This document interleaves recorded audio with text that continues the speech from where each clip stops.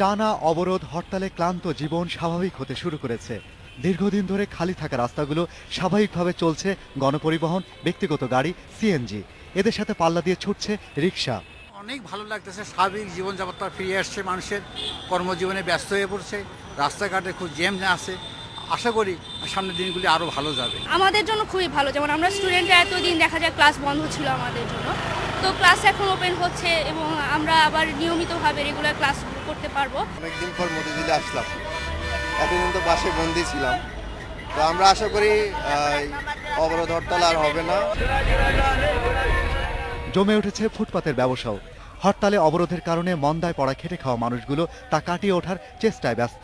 অবরোধ উঠে গেলে সবারই ভালো হবে, শুধু আমার জন্য না, যারা বাংলাদেশের ব্যবসায়ীরা সবাই ভালো হবে। মহাসড়কে যান চলাচল বন্ধ থাকায় ঢাকার বাইরে ফুলের চালান আটকা পড়েছিল এতদিন। ক্রেতা না থাকায় নষ্ট হয়েছে অনেক ফুল। তবে এখন চিত্র ভিন্ন, ভিড় জমেছে সেখানেও। স্বস্তি বলতে কিছুটা পাওয়া যায়, কিন্তু পুরোপুরি স্বস্তি পাওয়া যায় না। কারণ আমাদের সিজনের অর্ধেক সময় অলরেডি চলে গেছে, বাকি যে অর্ধেক সময় আছে এখন আল্লাহ তাআলা জানে কি হবে। নির্বাচন স্থগিত এবং বাতিলের দাবিতে টানা হরতাল অবরোধ কর্মসূচি সোমবার থেকে স্থগিত করেছে 18 দল। Shahriar Anirban, independent news.